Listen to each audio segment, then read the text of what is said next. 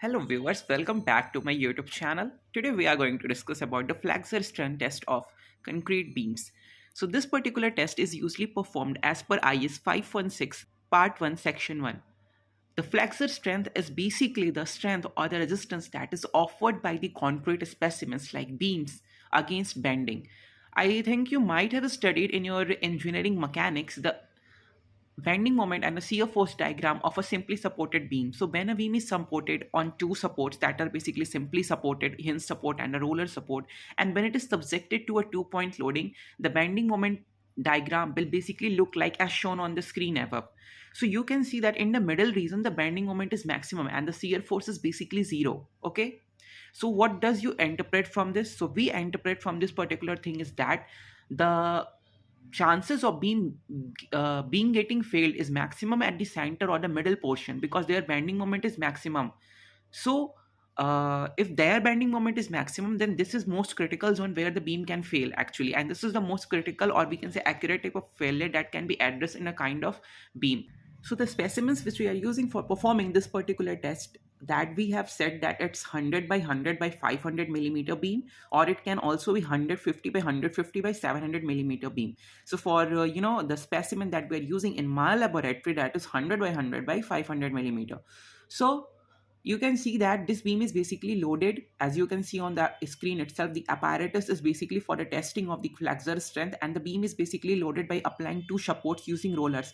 The diameter of the roller as specified in IS 516 is 38 millimeter, and they are basically spaced 400 millimeter spacing.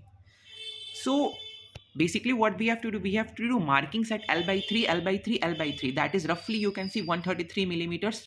After that, when we apply load at the rate of 0.7 Newton per millimeter square per minute, that is being specified in the code itself, you will see that a time will come when the beams start failing, the beams start bending, and the crack will appear in the portion, some defined portion of the beam. So in our case, you can see on the video, you can see in the video itself, the crack basically appear in the middle portion, indicating that this is very accurately done, the test is very accurately performed, and a beam is casted in a well controlled manner. Because हमने पहले ही देखा था कि if the crack will not appear in the middle, then that will be not going as per the bending moment calculations, because it is maximum at the center itself.